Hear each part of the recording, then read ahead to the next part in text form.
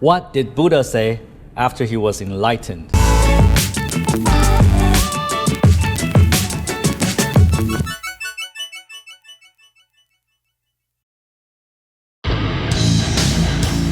Hey Tom, it's the one and only Floyd Money Mayweather. First I want to say congratulations on your YouTube channel. Everybody needs to follow your YouTube channel. So what everyone needs to do is subscribe to Tom Payne. Great guy, great person. Tom, keep up the great work. Today, I'm with my crack recruitment team, and we're at the Long Ang Job Recruitment Center, and we're here to provide job opportunities to people that need them most. And of course, I take every opportunity to do these videos. So today, I'm going to tell you a story about Buddha and the very first thing that he said after he achieved enlightenment. You see, Buddha was a prince. He was a prince in an Indian kingdom. And when he was born, there were sorcerers and necromancers that, told Buddha's dad that he would either be a great emperor one day or he would be a great sage. And of course, Buddha's dad did not want Buddha to become a great sage. He wanted Buddha to become a great emperor. And by the way, Buddha is not really his name, right? So Buddha's real name is Siddhartha Gautama. That is his real name. Buddha actually means the awakened one, the enlightened one, the one that's above his intelligence. So just for simplicity, we'll call him Buddha, all right? So his dad was really worried about Buddha becoming a great sage. So in order to prevent that from happening, Buddha's dad, put Buddha in the most comfortable, most luxurious living possible. He put Buddha in a palace, with lots of servants, and that way Buddha will never know pain and suffering. And this way, then he will hopefully become a great emperor, just like him. So Buddha's every wish as a child was granted. He was taken care of by servants, and he had the most luxurious things. He had, the best of everything. So when Buddha turned an adult, say around 18, Buddha's dad found him a beautiful wife, a beautiful Indian wife. So they lived happily without any concerns for the world. So one day, Buddha managed to slip out of the palace, right? So he really wanted to see what's life like outside of the palace. And one day he was successful in slipping away, and he saw a very old man. So this man had a lot of wrinkles. And so he went up to the man and he said, why do you look so ugly? Why do you have so many lines on your face? Well, sir, I'm actually really old. I'm old. That's why I look this way. And Buddha was like, what is old? What does old mean? Well, everybody gets old. You will get old one day as well. And he walked more, and then he saw another man lying on the ground, and he did not look so well. And he couldn't move. And Buddha went to him and he said, well, why are you lying here? What's wrong with you? And the man said, well, I'm sick. I can't move. I don't feel so well. And Buddha said, well, what is sick? What is sick? And this man said, well, everybody gets sick. Eventually, you'll get sick too. What does sick feel like? Well, sick feels really, really bad. And then he walked some more. And then he saw a funeral. And Buddha did not know what a funeral is. So he asked the man at the funeral, what is happening here? And the people replied, we're having a funeral. What is a funeral? Well, when people die, we have a funeral to send them to the next world. Well, what is death? Well, people die. Everybody dies. Everybody eventually at some point in time will cease to live. And Buddha never was exposed to this. Buddha did not know what death is. So he was really, really distraught, learning that people can get old and sick and eventually die. So he went back to the palace, and he thought about it for days, and he realized that in his happy palace life, there's so much about the world he did not know. and he felt obliged to end suffering for all those people that he saw outside of his palace. But at this point in time, remember Buddha was married to a beautiful Indian girl, and they already had a little baby. So this little baby is like, just born. So he couldn't possibly abandon the wife and the kid. So he stayed in the palace for another year and a half. But during that year and a half, he was really distraught. He was really thinking about all those people that he met outside the palace, and he felt that he really need to do something about it. So a year and a half later, he decided to again slip away from the palace. So this time for good, he ran away from the palace without telling anybody, abandoning his wife and child, and went to seek the solution for pain and suffering.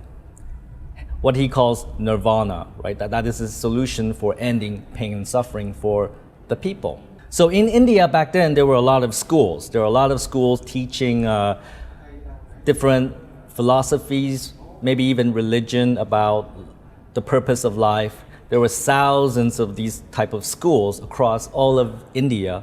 So he went on a quest, going to each school, travel the distance, and going to each school, interviewing scholars, finding out the purpose of life, And back then, it was very popular at the time that in order to achieve enlightenment, you would have to go through pain and suffering. That means, you do not focus on the things that you need for your body, so you don't focus on eating, shitting, and having sex, right? So those things are, bodily fulfillment.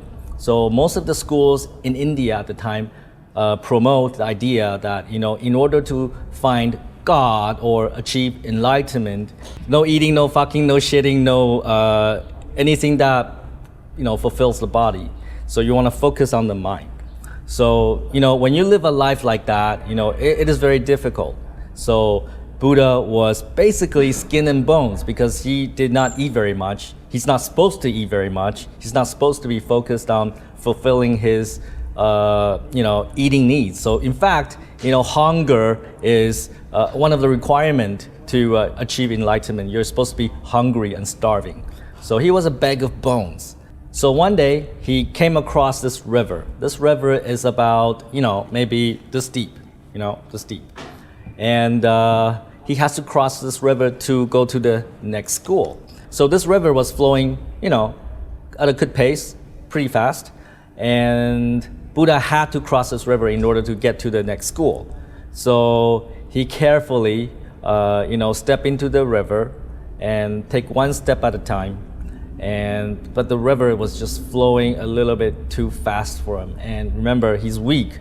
He's a bag of bones. So he was just, being swept away by the river. And he managed to grab one of the tree branches just so that he could hold on to where he was, doesn't get swept away.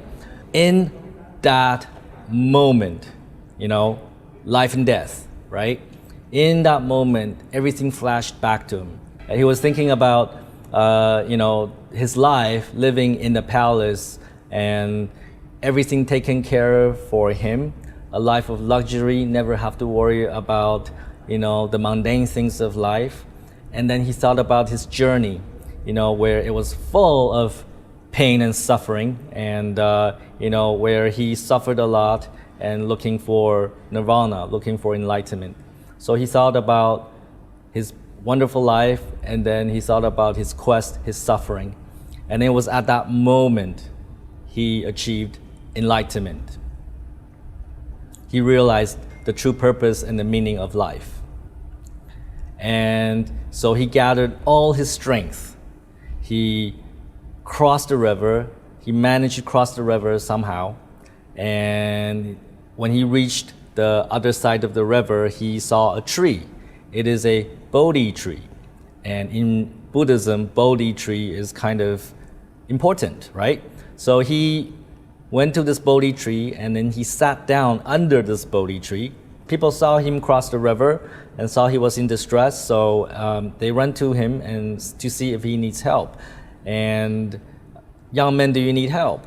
So the first words that came out of Buddha's mouth after he achieved enlightenment was this. He said, "Can you give me some food?" So what did Buddha realize? Buddha realized what is called the middle way, or moderation, right?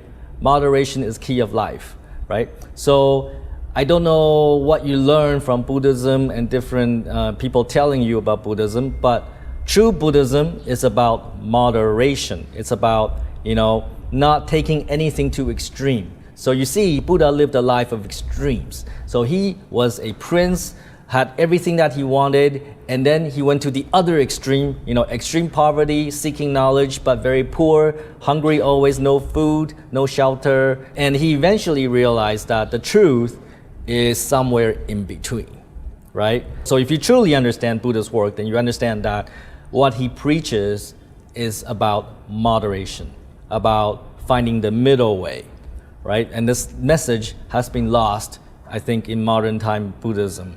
So how do we apply this story to the world of business and life? So do you hold on to a particular view of life? Are you an idealist? Do you believe things are a certain way and only that way is true? So Buddha had seen different extremes, right? So rich and poor, poverty, and he realized that the truth is somewhere in the middle, right? So he was able to make those shifts in his mindset in order for him to achieve enlightenment, to become the godhead of a religion, right?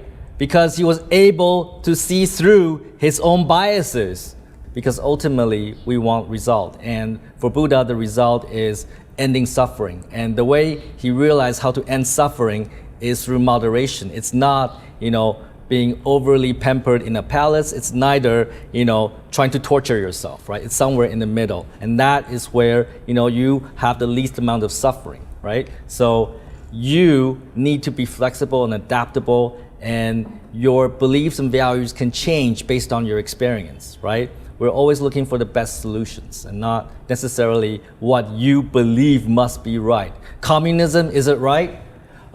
Capitalism, is it right? I don't know. But, whatever works is the right answer. Take fucking action. Don't be a fucktard.